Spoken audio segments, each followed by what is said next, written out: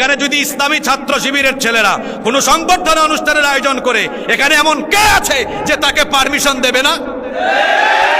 আমি ইসলামী ছাত্র শিবিরের সবাইকে বলতে চাই, এখানে একটু আগেও আমি দেখেছি অনেকে জামাত শিবিরের নাম নিতে হীনমন্যতা বোধ করছেন। কেন? আমরা এই দেশের মানুষ, এই দেশে জামাত শিবির ওপেনলি তাদের প্রোগ্রাম করবে। বাধা যদি কেউ দেয়, আমরা মনে করব সে ভারতের পাঁচাটা গোলাম, ভারতীয় রাজাকারকে দেশের মানুষ ভালোভাবে মোকাবেলা করতে চায়।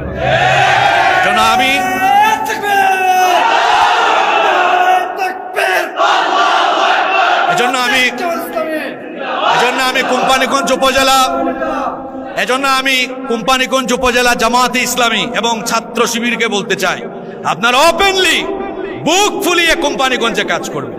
আমি গোটা বাংলাদেশ সফর করছি, গোটা বাংলাদেশে আমাদের ভাইয়েরা ওপেনলি কাজ করছে।